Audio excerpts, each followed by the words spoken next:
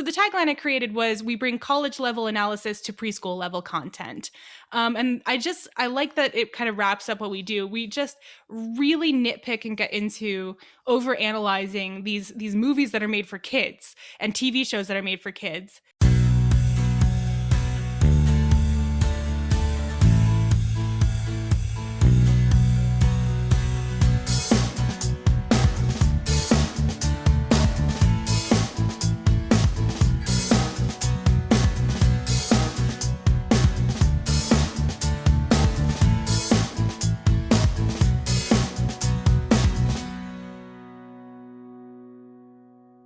Hello, everyone, and welcome to a new episode of Set Listing Bruce, your podcast all about Bruce Springsteen, his music, and mostly his fans. I am your host, Jesse Jackson, but today we're getting off the Bruce Springsteen train, though I'm sure he will come up because he normally does.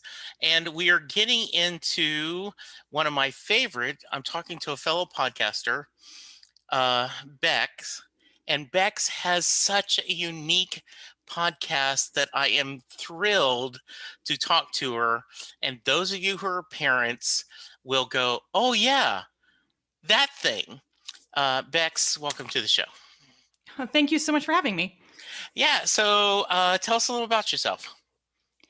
Oh, where to start? Oh, now I feel like I'm in a job interview. Yeah, your elevator pitch. Yeah, my elevator pitch. So just for the podcast then, right?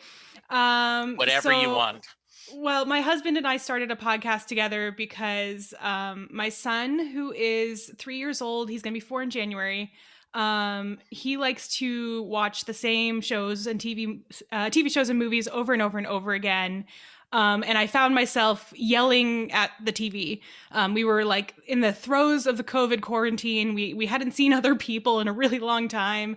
And I guess I was going a little stir crazy. And I thought, why don't we connect with the outside world and kind of vent some of our frustration by starting a podcast together?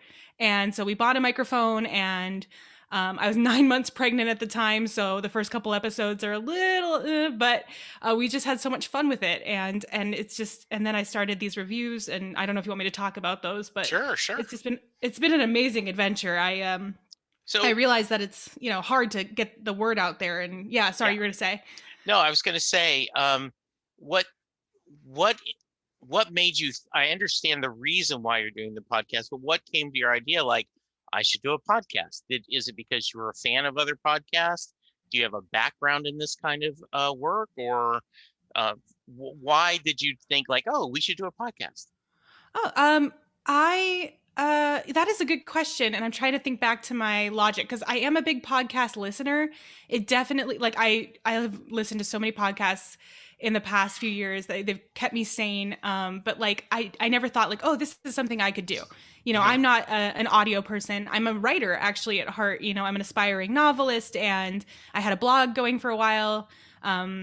And I think that I realized that the future of kind of like communicating, it's moving away from the blog format, at least on its own. Like, I mean, Right. Just having a blog and not having a YouTube channel connected to it or something like that. Yeah. And I knew I couldn't do a YouTube channel. I don't have any of the equipment. So I thought, podcast is a format nowadays that, people get their word out, and it is so many unique categories and subjects and things like that, as I have learned very recently. And so I thought, that's something we could tackle is just sitting and talking to one another about it. And it also is a good medium for two people to really communicate, as opposed to like one person just writing an article or something. It absolutely is. So I'm going to get to your podcast then a little bit, but I always like to start with your origin story. So talk about, where did you grow up? And because this is a music podcast, what kind of music did your family listen to? Was it a musical family? Oh, yeah. I was born and raised in Los Angeles, California, and spent most of my time in a little kind of suburb in Los Angeles called Chatsworth. Okay. Most people haven't heard of it. And I have the fondest memories of driving the car and listening to Beatles albums. My favorite songs were, I had never even thought of the title of it. Is it "Baby, You Can Drive My Car"? Is that like the Sure. whole? Yeah. I think so because I liked the beep beep yeah part when I was little. But yeah, so we listened to the Beatles when we weren't listening to the Lion King soundtrack in the car. Um, and a little after that, when I was a little bit older, like a tween and like 13 years old, I got really into Shania Twain. And then eventually, like, the usual things for that time period were No Doubt and Aqua, which was, I still love Aqua. What else? I wasn't actually into like Backstreet Boys and NSYNC so much, though they were like the big boy bands of the time, and it was just like whatever. I heard their music. It was pop. But yeah, and my tastes have changed over and over again. In high school, I got into kind of like the Killers and the Fray, Snow Patrol, Hmm. and now I'll listen to almost anything. As long as it catches my attention. I think my favorite song almost of all time is Sail by AWOL Nation. It's such an Okay. evocative song. What what is the era you were in high school? I was in high Time school. time frame. Yeah, I entered 2004, graduated 2008. Okay. I always get my high school graduation confused with my college graduation, which Yes, is why I had to absolutely. think.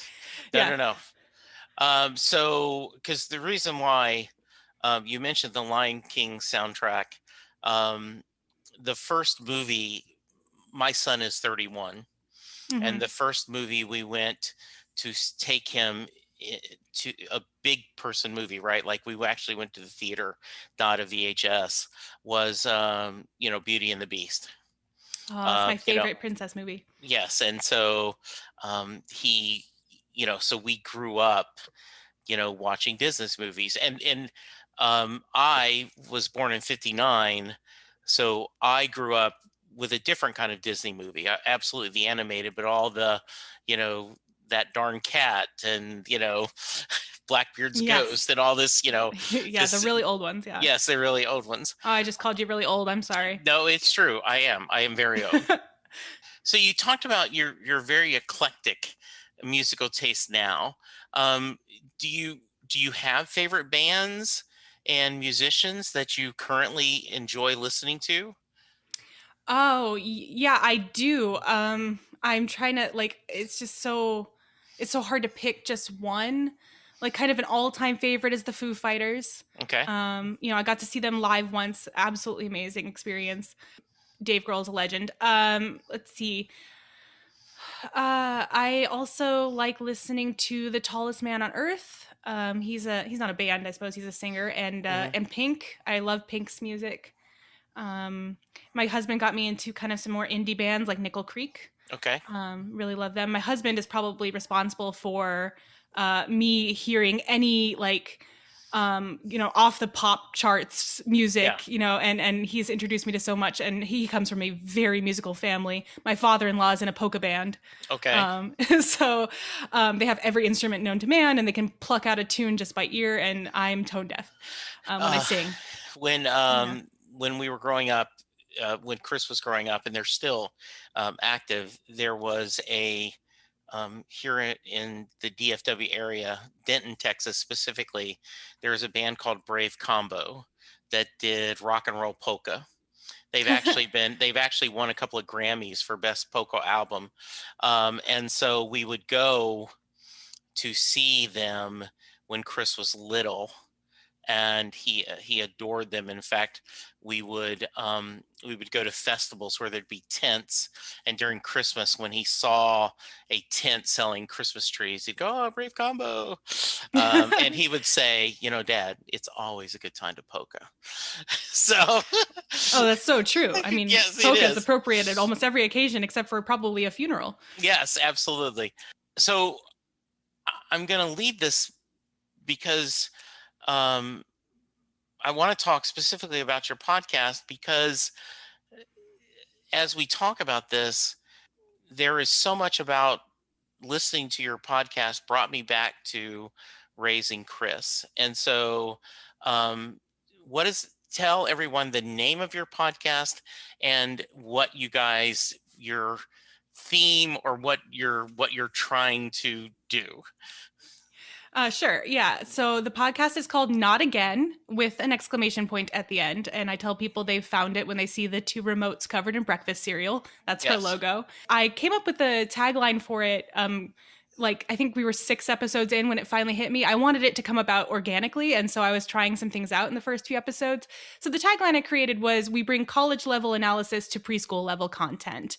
And I like that it kind of wraps up what we do. We just really nitpick and get into over analyzing these movies that are made for kids and TV shows that are made for kids, and they were never meant to be analyzed at all, let alone that closely. Like, they're kids shows.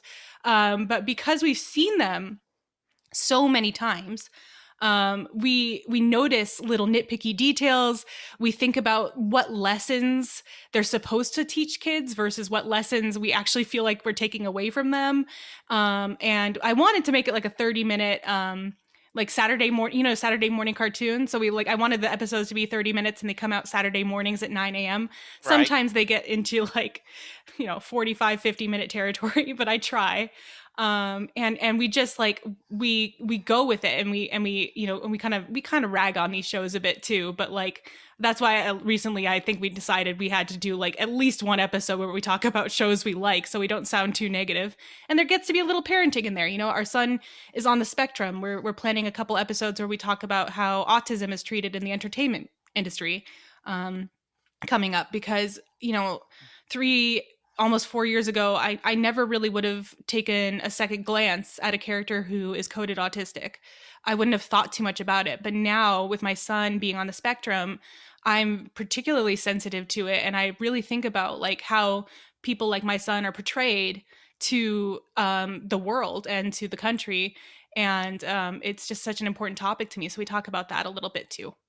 Yeah, it is I've listened to a couple episodes, and it is a fun blend of definitely tongue in cheek and also serious discussions about topics. And the first thing I thought of is Chris went through a spell where the original Jurassic Park movie. So, Oh, okay, such a good everyone movie. picture that, yes. And Yeah. at the end, where it's at the very end, and the T-Rex comes and saves the day, you know, Mm-hmm. and then the banner falls, kind of king of the things. He Mm-hmm. would he would play that over and over and over again. That scene, not necessarily the whole movie, just that scene over again. And so we're looking like, okay, is this good? Like, yes, it's a dramatic ending, but the kid keeps watching this, the T-Rex, swallow this guy, or the The raptors. raptor, right? Yeah, Yeah. yeah. Like, or is this good? And we, your title is so perfect because when they're young, right, it's again, again, Yes. Again, again, again, again. Yep. again. It was one And of Warren's first words. yes, Yeah. again. Yeah. And like I have to give credit to my husband for that. I was yes, tossing around so many names. I was mhm, thinking hardly wholesome, yes. because like these shows are supposed to be wholesome, but if you like dig too deep, they're not. But my best friend said that sounded like a serial podcast. Um, and then we were sitting on the couch one day, and my husband Alan, he just goes, "What about not again?" Or I don't even think he was being serious. He was just like, "We should just call it not again because that's our reaction to these shows." And I was like, "That's it," with an exclamation point, to really drive it home. That's it, done. No Well, more, no more brainstorming. and I love that story. And um legend has it, and as I promised, we will get a little bit of Bruce in here.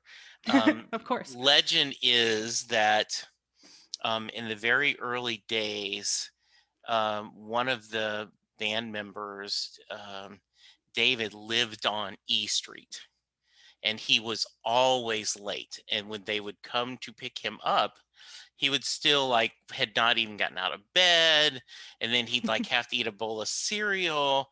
And the legend is that Bruce said, if we ever name this band, we should name it the E Street Band because we spend all our GD time on the street. Yep. So That's how whether names are born. that is or the names are born, so whether that's true or not, um, have you given thought to why they love the repetition so much? Well, that's something that I don't have an answer for, but yes, I have given thought to it, because in our first episode, when we're still kind of like trying to figure out how to podcast, Yeah. we were bandying about this idea of like, is it because he's on the spectrum, or is it a children's thing to do? And I remember my big brother, he watched The Wizard of Oz on repeat when he was, I think, 2, Hmm. like just every day, sometimes multiple times per day. Yeah. And so I don't think it's exclusively, Warren is my first kid, and I don't have a lot of experience with small children, and so I don't know what a neurotypical kid will be doing, and so what is considered neurotypical or not. So I just like, he is my normal, if that makes Yeah. sense. No, it totally makes sense.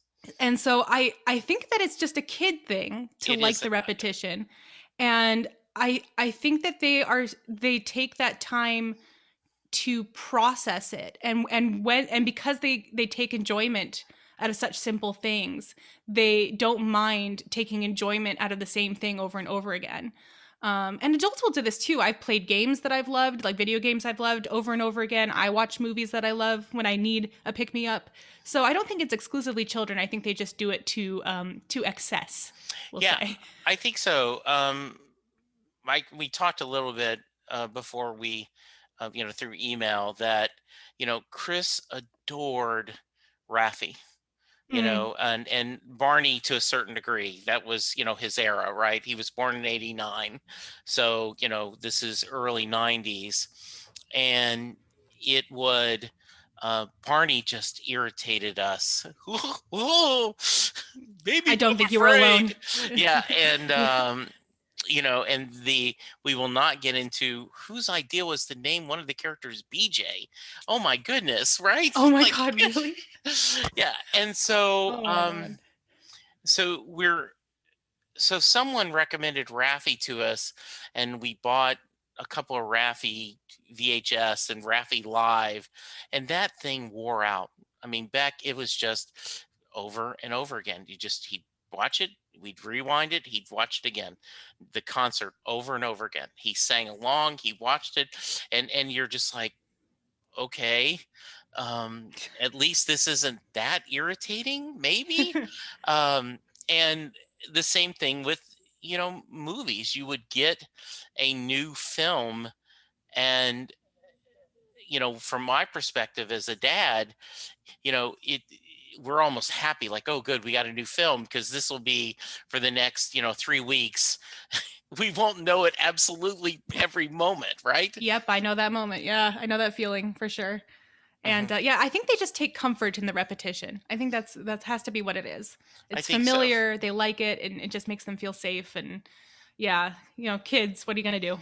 Yeah, um when you're talk about how you guys decide what shows you're going to talk about, and how much prep work do you go into of what are we going to say, and how much are we going to um, you know analyze this. So I think what I did when I came up with the idea for the podcast is I opened a new Google Doc and I just started listing every show that came to mind that he had watched a lot, like shows and movies. And then I kind of tried to order them about like which ones were either the most frequent or most recent, because it's easier to talk about the ones we'd seen more Sure. recently. And then I didn't want to do um, like too many movies in a row, and I also, unfortunately, or I don't know, I didn't want to become the Pixar review podcast, but like Sure. unfortunately that is almost all of the movies that he's loved Oh, is Disney absolutely. Pixar. And so we are going to kind of like we've had to push back, talking about Wall-E and the Incredibles and everything, because we don't want to become the Disney Pixar podcast. Sure. And then what I did was I decided, because he was watching it, the idea came about when we were watching a show on Netflix called Go Go Corey Carson. And since I had the idea with that show, I decided to go episode by episode and take notes on my thoughts as it was playing, just one of the many times that he was watching it. Hmm. And then I went through my notes with my husband and I told him this. I was completely honest with him after the first episode or two. I said, I'd never even considered you being on the podcast. I thought it was going to be my cathartic podcast. And I was so glad that he was like, yeah, I'm in. Like, he just kind of took the invitation and ran with it, because me and him like bouncing ideas off of each other works really well. So I have the notes usually, and we kind of just like go through beats that we want to talk about and overanalyze. But we also, as you said, we just kind of freestyle a little bit too. And it depends on the show as well, because we have our segment, hopefully recurring segment, called Alan Guesses the Plot, where he tries to guess the plot of movies that I've seen and he hasn't. And we had no notes for that one. So yeah, and then sometimes stuff comes to a spur of the moment. Like, as we're recording, we realize, like, the best example I can give is there's a character on Go Go Corey Carson, which is one of those many sentient car universes, who is a helicopter, and her name is Hallie Copter. Her last name is Copter. And as I was saying it out loud, I was just saying, like, oh, I found out her last name isn't Helicopter, it's Copter. I realized that it was a pun. Yes. Helicopter. Like, I hadn't known that up until the moment, and I was recording at the time, and so you get to, like, in real time hear me realize the terrible pun that they made this character's name.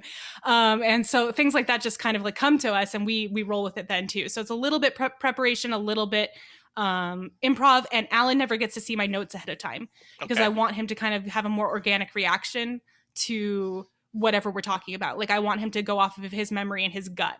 So he just gets the prompt from me. The next thing in my notes is this. Let's talk about it, and he goes from there.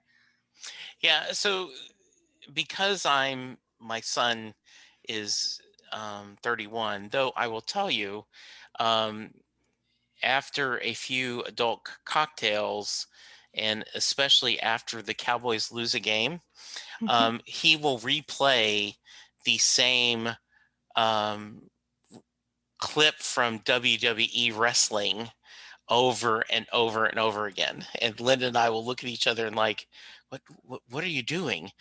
Like, do we really need to see Stone Cold Austin say one more thing again? And we do. I had not thought about that till you mentioned. It's like it's like he's a little kid again. Yeah, he's taking comfort from it. Yes, exactly right. The I do not know some of the shows you talked about, so I've been selective, but um, Finding Nemo, your epic. Was it a trilogy, or was it No, just a we double kept feature? it to 2. Okay. Yeah. Yes. We figured people would be like, come on, don't do 3. So we Yeah. kept it to 2 long episodes about Nemo. Yes. So much discussion that I found interesting, right? Like, um, I'm glad. what I'm really glad to hear that. Yeah. Okay. So the little girl, like, she's supposed to be 8, but she's not acting like she's 8. So why did they make her 8? And Yep. I mean, I really enjoyed that discussion, because um, it was I thought you brought up a lot of good points. Like, well, I wouldn't think they were trying to say that, she's on the spectrum, because they would have brought that up. But why did they specifically give that age and then have her act like a 3 or 4-year-old? Yep. It makes you wonder if any of the creators of the show had met an 8-year-old. Yeah. And as their target audience, 8-year-olds should have been watching Finding Nemo. Why were they painting her as a psychotic villain? Yes. It didn't make sense to us at all. It's kind of the we used to joke of, and especially with we'll say, have you never watched the show? Like, with quote unquote reality shows, you'll say, have you never watched the show? I mean, you what you're doing is exactly what won't work. And so, have you never watched what this is? And it is, Pixar is absolutely brilliant at what they do, and but you do see that whole. And I loved your discussion about the young man in Up, right? Like, he was a really a well drawn, pardon the pun, character, Yeah. right? He was smart. He had a thing. He was not like not an adult in a child body. He still came across as a child, but he was very realistic. Yes, and about the same age as Darla from Finding Nemo, more or Yeah. less. Like, he Yeah. might have been 10, but Yeah. portrayed much more realistically to the age that a child would be Mhm. in real life. So Yeah. it was very confusing for us. Yeah. So have you got any feedback yet from listeners? Not yet. If I'm being honest, I mean, I I went into this knowing that the podcast would definitely be cathartic for myself and my husband, and we had to accept that it was possible that no one else would ever listen. You know, you have to hope for the best and prepare for the worst, basically. Absolutely. um and so I'm only just now noticing that I think people are listening. Like, I see downloads and stuff, and like nobody has tweeted at our podcast account, but like at Not Again Pod to plug it, I guess. But like I feel like people are hearing it, and that's just like a compliment, you know, to hear you say that you liked listening to it. You know, Hmm. that's enough. Like, that was all we ever wanted, was like one person to hear it. Yeah. I mean, that's what led me to my podcast review thing, was just like acknowledging, like, I hear you, you put something out into the universe and the universe is going to respond, even if it's just me. Yeah. And that's, by the way, I have the same feeling. I've been doing this over 5 years. Last time I checked, I've done 600 episodes of this podcast, and not all of them full episodes. I've done, small little thought of the day podcast. But when I look at this, and the amount of feedback I get is just minuscule. Every once in a while someone will tweet and go like, hey, this was a good episode, and but it is, and you I'm thrilled that people download the podcast, and I'm thrilled that they seem to enjoy it. But you do sometimes wish um, that you would get a little more just, hey, when I say you can email me at setlistenbruce@gmail.com, it is okay to go, hey, it was fun talking to Bex, or that, oh, I really like that you talked to this person. So I feel you. But you have taken your fandom on podcast and kind of brought it to another level. So first off, why Potato Lady? And tell me why you started. What was your thought process of doing this? And explain a little bit what you're doing.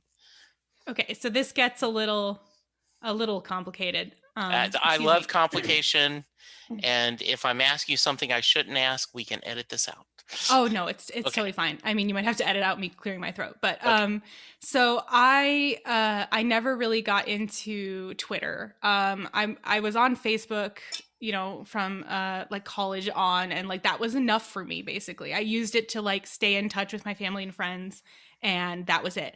But I created a Twitter account, and I don't even remember why. Like, Twitter tells me I created an account in like 2016 or something, and I had no followers, and I just like, I actually call, like, I renamed myself, like not my handle but my Twitter name, to Mhm. Screaming into the Void, because I Okay. used Twitter recently.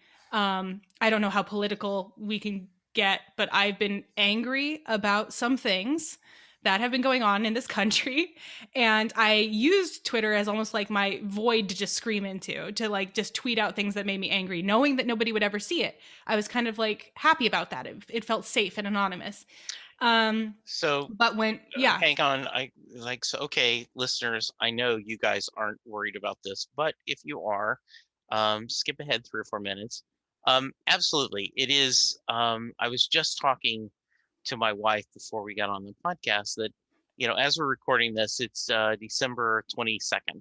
This will probably come out in January, right? And they're seeing GOP leaders that didn't wear a mask, didn't want to support, this was a hoax, getting vaccines. And yeah, I'm just like, and then the whole, don't even get me started on the hypocrisy of, oh, Merrick Garland, it's too close to the election. We can't even have, we can't even have a talk about him, to, oh, yes, now then we've got to get this in. And I, the, and I think this is one of the things that's always bothered me, Beck, is the blatant hypocrisy.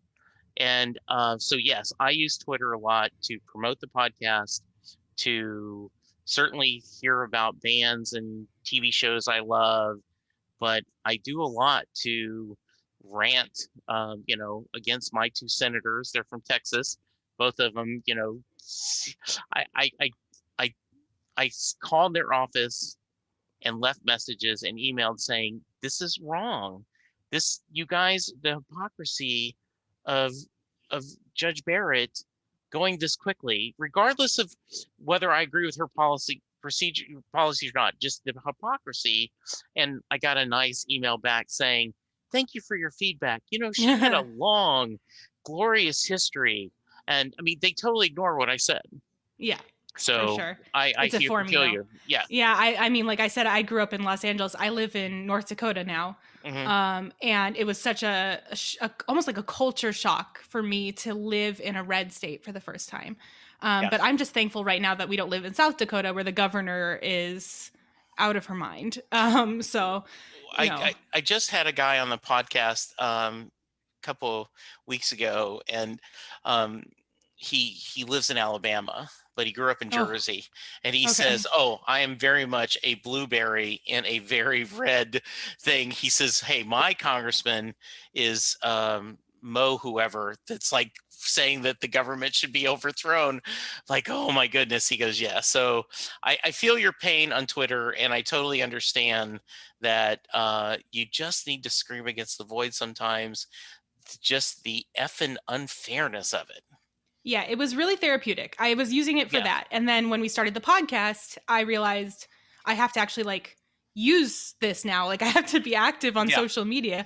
And so I started out very slowly tweeting. I didn't want to just like pop up out of nowhere, but I was like feeling for like the platform and what was okay, to interact with and what wasn't okay, what was welcome. And I was playing around with, my name, which I changed to Potato Lady shortly after I started doing my podcast reviews. So I should say that first. So as we were getting the podcast started, I realized that it it is just frustrating to know that you have a product you want people to hear and also know that you really have no platform to get the word out, that you have to build it from the ground up. And how do you even do that? And it was frustrating and disheartening. And I realized a lot of people must be feeling this way. Like I know that a ton of people have podcasts, so they must be feeling like me, just kind of like, how do I get seen?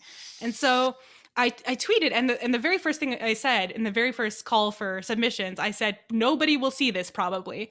And it wasn't like self-deprecation. It was just that I had, I think at the time, 12 Twitter followers, and all of them were my friends and family. Like no one Right. who was a stranger. And so I said, no one will see this, but you know here's the thing. I'm starting a podcast. I know that it's tough. So if you reply to this tweet with a link to your podcast, I will listen, I will subscribe, and I'll review it on Twitter.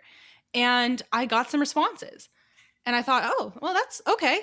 Three responses. I can do this. And it was so fun. They were such great podcasts. And I started out with just like scribbling some notes on the top piece of a notebook paper.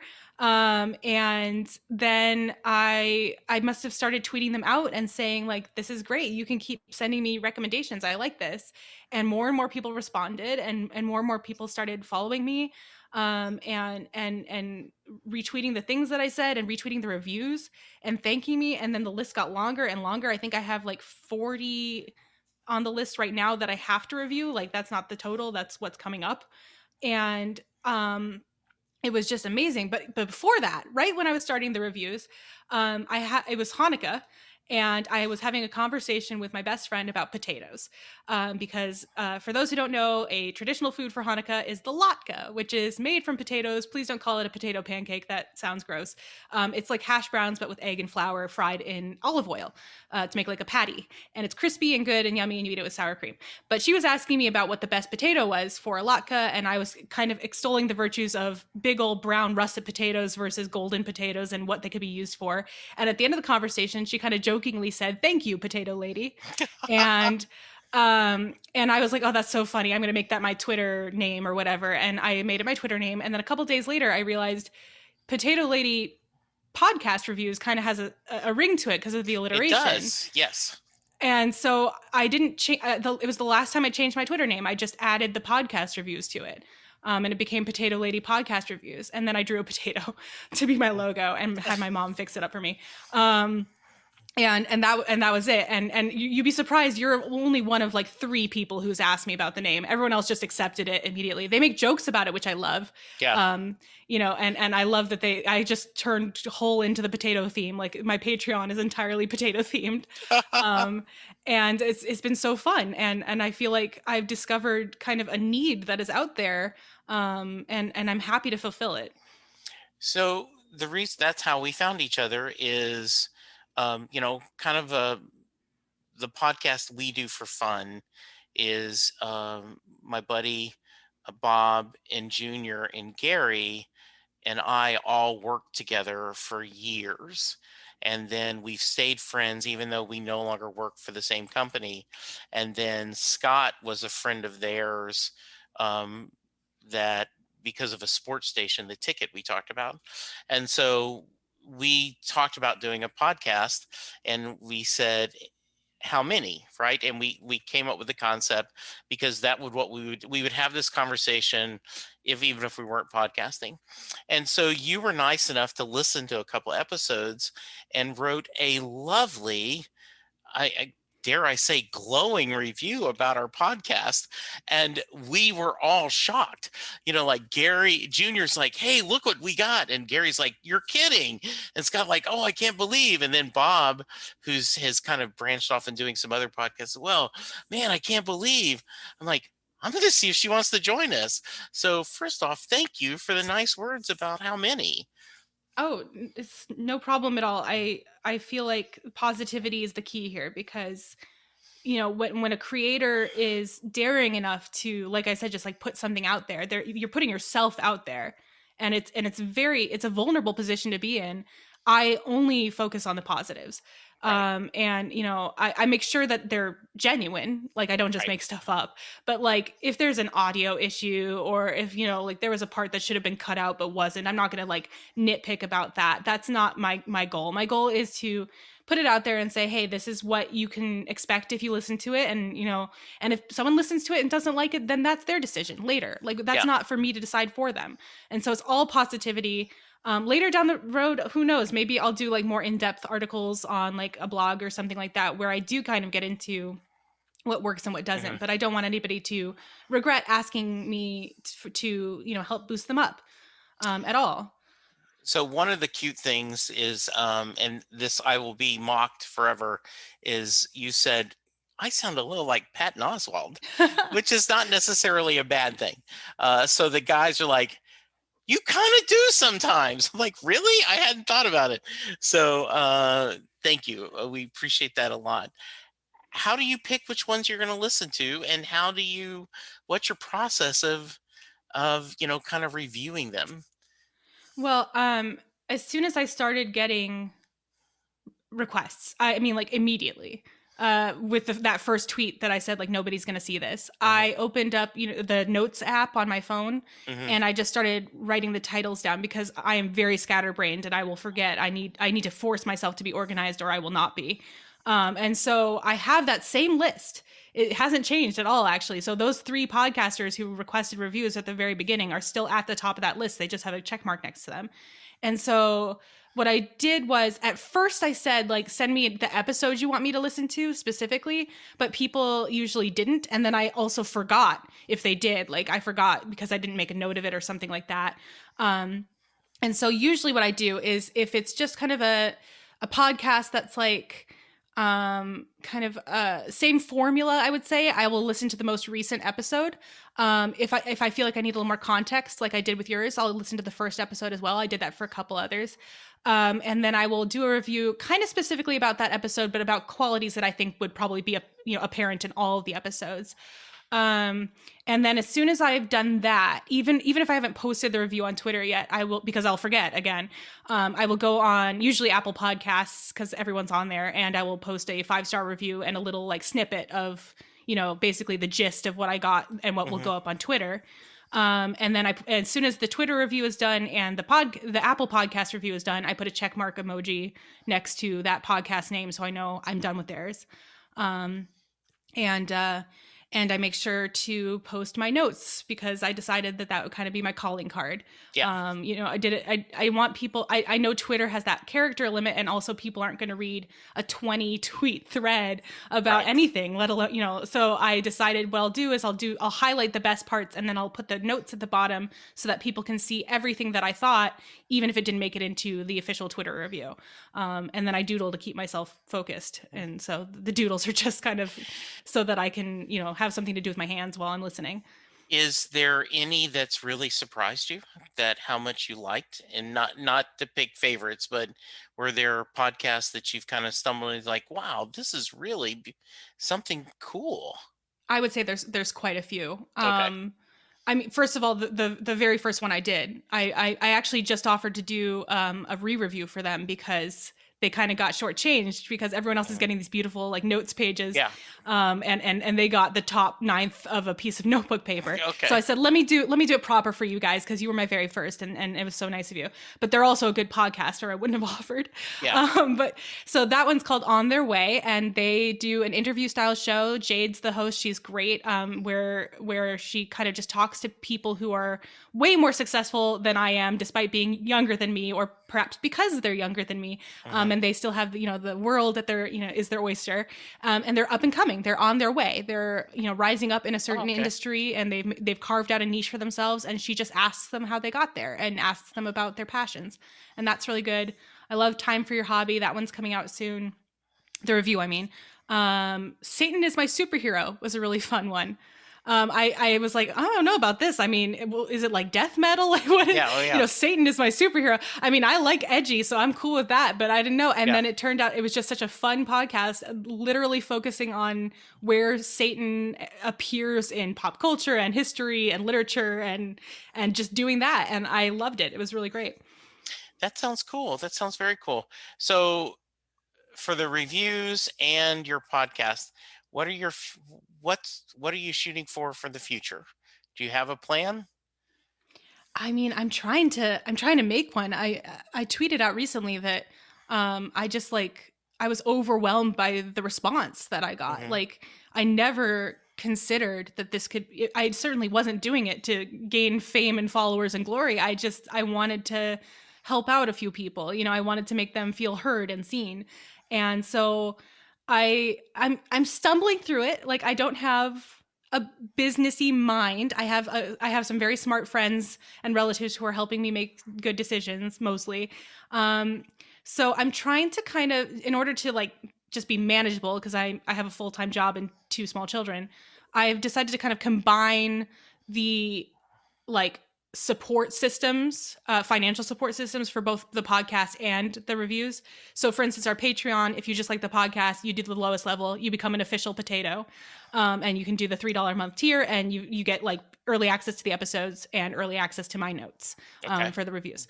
But the higher tiers are specifically for podcasters. Where I will do multiple reviews, or I will shout you out on my podcast or stuff like that. Things that like podcasters can seek out. And we also have that Ko-fi account where it's just like you can leave a tip if you like the review, and people have done that, and it's so validating to see that somebody thought that my work was worth money.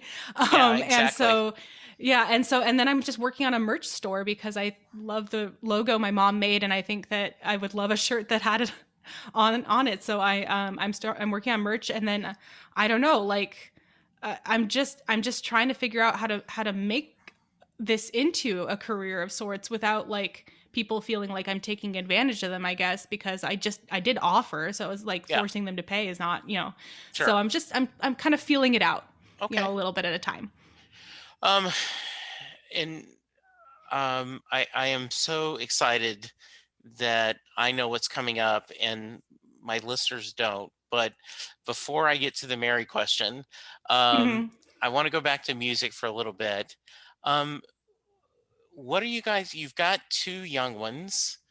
What kind of music are are you trying to influence their music? Are you like, Chris grew up hearing the Beach Boys. We talked about Brave Combo.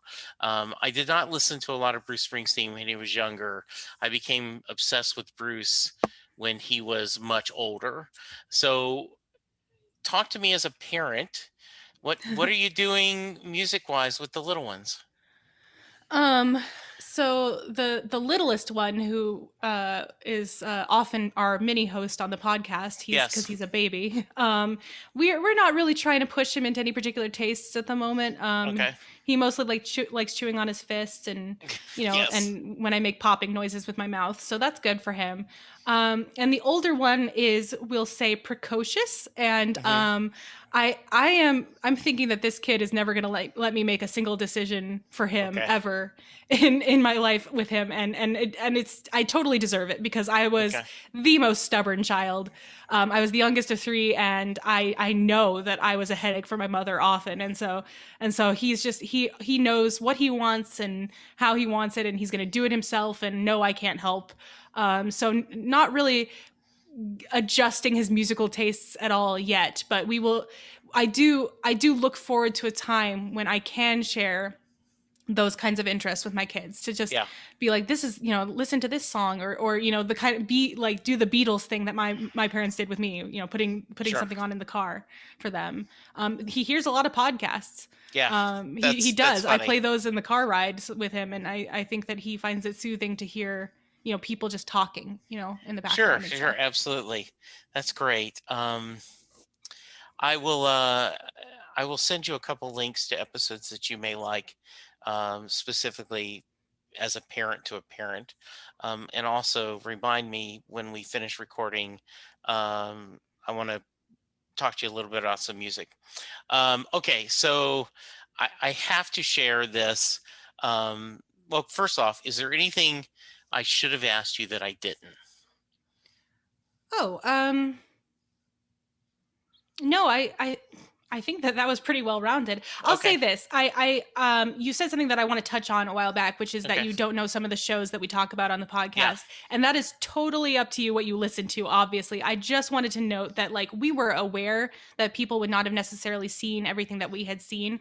And so we say it in our trailer, but, like, basically the idea was that we're really pushing to make it so that somebody who has no knowledge of the show or movie whatsoever can still kind of get the gist of what's going on, because we have seen it so many times that we kind of go through the plot. But I don't know how successful we were at that. So we'll work on that a little bit. But we Well, also have some coming up that, like, people will definitely have seen. and Beck, the reason why is I wanted to get a couple of episodes in before I had you as a guest. So Oh I yeah, was no, like, I so get I it. specifically picked that. It There is a beauty. Y'all have a very good relationship. Y'all banter really fun. It is. I enjoy listening to y'all talk and share. I also um, the and I don't want to quote you incorrectly, so this is in general terms, right? Um, I, I'm doing the best I can raising my kid. If you don't like what I'm doing, just stay quiet because I'm doing the best I can, right? And I love that because um, when Chris was in kindergarten, his best friend was Jeffrey, and so I had asked Jeffrey's mom. I said, "Hey, we're gonna go see Batman and Robin, the new Batman movie. Mm-hmm. Can Jeffrey come with us?" Chris wants him to go. Well, that's a PG-13 movie, and we don't let Jeffrey see that. And I'm like, "Oh, okay, no problem."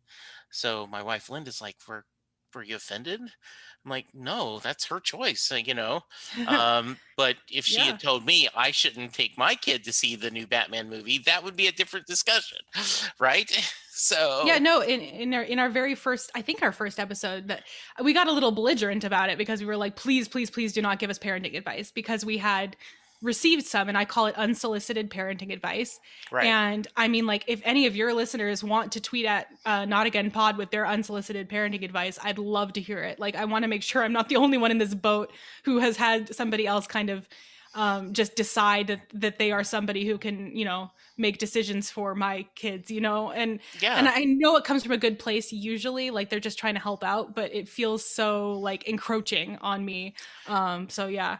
Well, um it's one thing, Beck, if I say, "Look, I'm struggling. The boy um, doesn't want to stay in his bed. Like, he crawls in, he brings a cover, and he gets on the foot of our bed and sleeps. And we're like, no, no, no, you got to go back to your bed. And then the moment we go, he puts there. And then if we make him, he cries, and it's 2 a.m. and we're like, what are we going to do? Um, Anyone got any magic solutions? It's one thing if I ask for help and advice, Exactly. but the other Yeah. thing, it's really not healthy having your son watch that much TV. Well, you know what? F you. Okay, I know what my kid is, and I know what I can do, right? So I totally agree with that. Anyway, I just wanted to, um, I love that discussion, and I didn't think it was belligerent at all. I thought it had um, enough of a little bit of, I'm going to use the word sassiness, like, okay, hey, come on, guys, let's just move on, okay? Yeah, thank you. I wasn't trying to pressure you into listening to more of our pod, by the way. No, I no, just no. I wanted to know you clarify. weren't. No, no. I'm Yeah. glad you did. I'm No, glad you listened absolutely. to any of it. I'm so glad that you enjoyed it. I thought like, not to toot my own horn, but like I thought the Finding Nemo episodes were really good. Like those are some of my favorites that we've done. So I'm Well, glad yeah, that you like them. right. You bring up the fact, like, okay, they went on this current, like, but the current doesn't go the other way. So how did Yeah, they how'd they get get back to home? where they get? How did they get home? Yep. Right. Yep. And the whole and then the whole thing, we're going to name them, you know the only, like, we're going to name half of them this name and half of them the other name, and it's like, and then they all die. It's like, well, maybe you should be a little overprotective because all your kids died, all your young guppies died, or whatever. Yeah, So, exactly. He had mhm. very good reason to be overprotective and scared. Like Yes, he had been through a trauma. So yes, and absolutely. fish get eaten. It happens. Yes, yes, they do. But yeah, so And I did love your question about how many fish get flushed down the toilet because, hey, let's make them free. oh, It's my like, husband says that happened. yeah, I can For imagine. sure. Like he said, I don't know, he read about it or something that there was just kind of a spate of kids who took fishy to be free and Yes. and put them down the toilet. Which like okay, not the biggest loss in the world, but I mean like animal lovers will hate me for being so flippant about it, but I Yeah. found it very funny. Well, So and it's like also like, how many times have they given her a goldfish, right? Like, she's a yes. fish killer. She's a fish killer. So yes. Yeah. All right. Well, thanks. I appreciate that tangent. All right. So, um, if you are listening to this podcast for the first time because you are a not again podcast fan and you're like, oh, I want to hear Beck in a different environment, I end every podcast with the Mary question. And what the Mary question is, this is my version of Inside the Actor's Studio, where he says, what is your, favorite curse word, and what, the things he would ask. Jay Armstrong is an honors English teacher in the Philadelphia area. And Jay every year takes 2 days and they take the song Thunder Road by Bruce Springsteen and they read it as a poem. They look at the imagery, they look at the wording, they compare it to Robert Frost, The Road Not Taken, and they break it down, analyzing it. And at the end of the 2 days, Jay asks the question, do you think Mary gets in the car? And so that's what I end every podcast with. And you sent a lovely tweet to me going, okay, over analyzing is kind of my thing. Are you sure you want me to go down this path? And I am not quoting you. And I said, go for it. So, Beck, your question is, does Mary get in the car? Right. Well, so yeah, I wanted to know, and it makes sense to me. I did listen to your talk. You sent me one of the episodes with Jay Armstrong, and I listened to it, and I was like, oh, I know why he wanted me to listen to this. It is a very English teacher question. For instance, I do an entire class period comparing the songs "Last Friday Night" by Katy Perry with "Chandelier" by Sia. Musical analysis is so important. But yeah, I just took the lyrics and I listened to the song first. You sent the lyrics video, so I read the lyrics as I listened, but I was just listening, and then I took the lyrics and I put them into my iPad notebook and I annotated them like a poem. And the answer gets a little complicated, so I don't know how much time I've got for this, but I'll You try to have just kind of. all the time you want. Just All right. trust me. I mean, I almost want you just to read bleeping the appropriate words, your notes, because I got to tell you, I'm going to pull back the curtain. I have 3 or 4 of my council of like regular listeners. I sent your notes like, this is coming up. This is going to be great. So, so yes, take as long as you want. Okay. All right. So the first thing that I'm going to bring the tone of the song into it in a second, but the first thing that I noticed is that the very first bit of imagery we get of Mary is spectral. So she's like a vision. She dances across the porch. It feels like she's already a ghost or a memory in this guy's mind. So the speaker, it immediately paints for me this idea that this whole song might not even be happening. It's either a fantasy or a memory, or it is happening, but he's already picturing her as a ghost because, spoiler alert, he is definitely going to kill this woman if she gets in the car. More on that later. So it's a very interesting piece of imagery to start out with, that she's like a vision, almost like she's not real. And so she's probably held up to him as some kind of like impossible standard for a woman that like no actual human being could ever live up to. So that's the first thing I noticed. And then he says, hey, wait, like I'm paraphrasing. I shouldn't. He says, don't turn me home again. Again, meaning that this has happened multiple times. I just can't face myself alone again. Right off the bat, we get the speaker is incredibly desperate. And I shouldn't say Jay like I know him, like Mr. Armstrong, Jay Armstrong says. Jay is fine. Jay is fine. Okay. What Jay says is that this is a very paradoxical singer, and it's absolutely true. So this the tone that you get in the song is confident, it's carefree, it's devil may care. It's like, hey, let's go do this. I'm casual. I don't worry about a thing. But the words are a guy desperately begging somebody to go with him, and we will get back to that later. But he's clearly desperate. Please, please don't turn me away again. I can't be alone again. I can't face it. Right? Maybe even suicidal. I can't face myself alone again. That will also come back later. So then he says, don't run back inside. You know just what I'm here for. Don't run back inside means she's hesitant, like he's noticing that she is going to run back inside, or he wouldn't have said that. So I got hesitant or even scared. And then, you know just what I'm here for definitely sounds like a threat. You know what I'm here for. Like if somebody knocked on my door and said, you know what I'm here for, I wouldn't be like, oh, he loves me. It sounds like a threat. And then very next line, so you're scared. He's acknowledging she's scared. I called it, she's scared. So this is not jumping off into a great relationship. And then he says, you ate a beauty, but hey, you're all right. Like, F you, dude. Like, what? Like, you're trying to convince this woman to go with you. Clearly an ex or a repeated ex will say, or somebody that you definitely fantasize about. And then you're calling her ugly. Not the best strategy, if I might say. I feel like, you could not say that. I skipped down a little bit. I'm going to interrupt you just a little bit. Sure. It is the reason why Linda, my wife, cannot stand Thunder Road. She's like, he calls her ugly. I'm like, no. I mean, then he says, hey, I'm no hero. That's understood. He's also, absolutely. When you read that, I smiled. When I read that, I smiled broadly. So please continue. Well, I think that from a female perspective, that line's going to come across differently than from a male perspective, because from a male, what it's supposed to sound like is the confidence that he is exuding in the tone of the song, the way he sings it. But if you take it at face value, as somebody who believes that this man is trying to woo her, it is quite harsh and abrupt. But yeah, so then I skipped down a little bit because, I was running out of room for my notes mostly.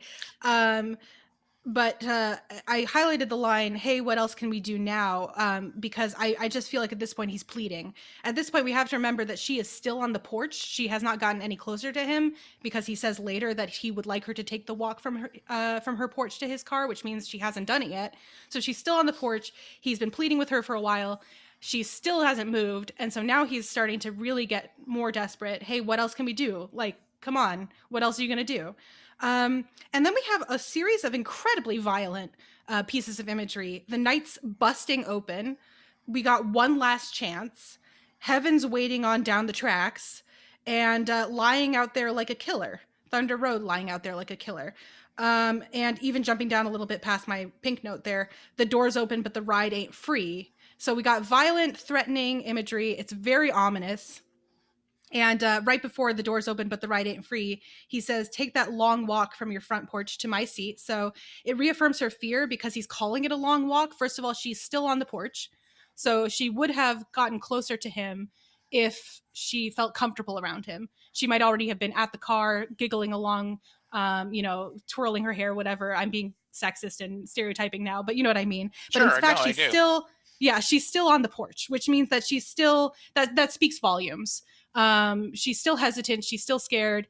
She isn't in the house yet, which we have to get to later, because he says from the porch. So she hasn't left yet, or he wouldn't still be talking. But she also isn't with him. Um, Right. and so then you get he says, "I know you're lonely for words that I ain't spoken," which of course is probably "I love you." But then he bleeping doesn't say it still, so like that's Right. not an apology, dude. That's an evasion. Um, but yeah, so and then there were ghosts in the eyes of all the boys you sent away. So this is starting to hint at, with the fact that she hasn't slammed the door in his face, a possible codependent relationship where they are, it's not a healthy relationship, but they are unfortunately kind of dependent on one another and they can't seem to escape this cycle. Because if he's to be believed, he's kind of painted as an unreliable narrator, but if he's to be believed, she's turned away other suitors, which means that it speaks to the fact that she's not comfortable with anyone else either. Okay. Possibly she is also kind of pining for this relationship, despite the fact that she knows that it's not good for her. And so he says, they're screaming your name at night in the street, and your graduation gown lies in rags at their feet. Right back to that violent imagery. Seems like all men are violent about this woman. Okay. Again, if speakers to be believed. But yeah, so apparently she has turned them down, and it wasn't a mutual breakup, which means that it was her. If they're screaming her name and angry, it means it was her choice. Again, pushing other men away because she wants to be with the speaker, despite the fact that maybe she knows she shouldn't be. And then finally, and by finally, I mean not finally at all. I've got more stuff to say, but finally in the song, he says, it's a town full of losers. I'm pulling out of here to win. Like, just once again, like, F you, dude. Like, it's a town full of losers. Like, you might as well be saying, like, I'm cool. Like, my mom thinks I'm cool. I don't think so. And so my answer is, I hope she didn't get in the car, because he is definitely going to do a murder suicide sort of thing. Like they are not going to survive this night if she does. But if she is trapped in a codependent relationship with him, where she can't seem to say no to him, despite the fact that her instincts are driving her away, then she did get in the car, almost like as a compulsion, like psychologically speaking. She couldn't help herself. So I wrote, I hope she slammed the door in his face. I think she probably got in the car, just as a result of compulsion, that she really couldn't escape this relationship. And as he pointed out by saying, don't turn me home again, neither can he. He's back again to desperately plead with her, and try again. They can't escape one another. But I think that the fact that he says that it's, they got one last chance and heaven's waiting, I think that he's done, dancing this dance with her. I think he's ready to end it all. End his pain. So that's I, that. I cannot tell you how much I enjoyed reading this and hearing you say this. This is considered one of Bruce's greatest songs. And this is by far the idea, and Jay talked about that, right? The idea in his mind, the imagery is she's trapped and you have to make a decision whether you're going to move forward or stay where you are. Linda my wife thinks it's two people settling, that hey, you're not a beauty but you're all right, hey, I'm no hero, you haven't found anyone better, I haven't found anyone better, why don't we just try to settle? And I love the idea that you take this, what many would call, one of Bruce's most romantic songs, and made it into a murder mystery. And Hey, I just I don't love just reading what I this. see. Yes, I Yeah, no. know. I think that is amazing and I so well absolutely done. agree with your wife too. I mean, like it has that feel of that kind of if neither of us is married by the time we're such and such age, let's get married to each other sort of like Yes, settling feel to it. So I agree with that as well. that's nice. Yeah. That's good. Had you known the song before? No. Had you heard the song? No. No. It was new to me. I listening to your talk with Jay, I did realize I do know at least one Bruce Springsteen song because I do know "Born in the USA." Is that it? Yes. I do know that one. I have heard it Okay. in my life, and Okay. I absolutely loved his analysis of it, and so and I fully agree with it 100%. And I can see why he does a unit on these songs. I think Yeah. that, and I can see why people are passionate about them. But so the first time when you sent me the lyric video of Thunder Road, I listened to it for the first time, just sitting alone in my bedroom, just kind of letting it kind of wash over me or whatever. And I already those red flags were going up when I was hearing the lyrics of just like what, like it causes a cognitive dissonance almost, Yeah. the nature of the lyrics versus the confidence and carefree tone of the way he sings them.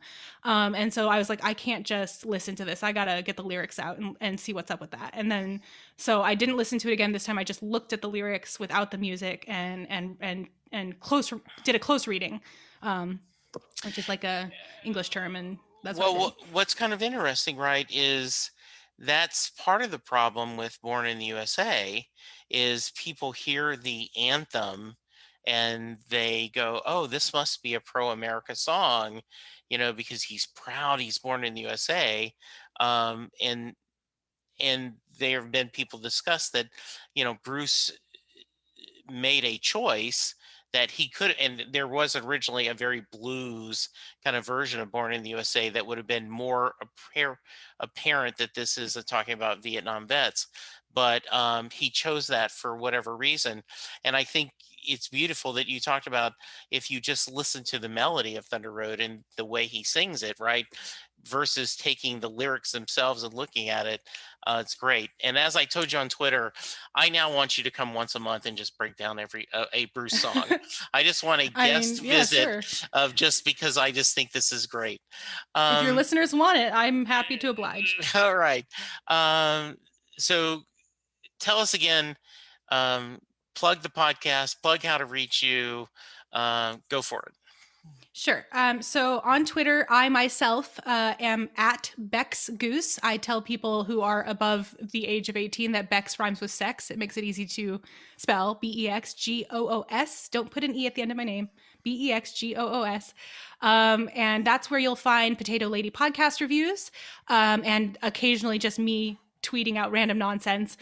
So if you want to find your next favorite podcast besides this one, you can certainly scroll through my profile to find some reviews. If you'd like to find the podcast, again, it's not again. I'm going to say that again. It's not again, really. The podcast is titled "Not Again" with an exclamation point. Again, the logo is two remotes covered in popcorn and cereal, and we update every Saturday morning at 9 a.m. Central Time. And we have a Twitter account for that podcast. It is at Not Again Pod. And yeah, that's where you can find us. We are on Apple, Spotify, and technically YouTube, although I think you'd have to dig pretty deep to find us on YouTube, but some people like podcasts there. So yeah, that's where you can find us. And from there, you can find your Patreon page and you can share. Please, please, um, check out her podcast. Then go to iTunes, uh, like it, give it a 5-star rating. It truly is how people find podcasts, and so I think it's great that you do that. Um, Bex, this was so much fun. I hope you had a good time. I did. This was my first ever guest spot, and I just had a blast. I'm actually, full disclosure, I'm doing one with Bob tomorrow. You Yes. both reached out to me, and I was like, sure, why not? Let's try this. Yeah, You I only live know he once. he was a little grumpy, like, "Damn it, you beat me." I'm like, "Oh, it just worked out on our schedule." So, I just hope you and your family continue to be safe. Oh, yes, you I too. know this is a scary time, and so continued success. By the time this comes out, it will be past the holiday season. But for now, I hope you have a great holiday season. I hope it was a wonderful Hanukkah for you. Yes, thank you. And so I appreciate it. Listeners, you please be safe. Think of Thunder Road in a new way. Uh, remember to social distance, wash your hands. As Bruce says, wear an effing mask. And let's all be good to each other because God knows we need to. And for now, thank you, and we'll talk to you soon. This podcast would not be possible without the love and support of my listeners and specifically my patrons. Thank you very much to Levi Petrie, Elizabeth Bronson, Stephen Malio, Holly Mack, Steve Rogers, Dale Hosick, Terry Smith, Anna Lynn, Chris Bloom, and Mary Thomas. Thank you all for your support. It is greatly appreciated.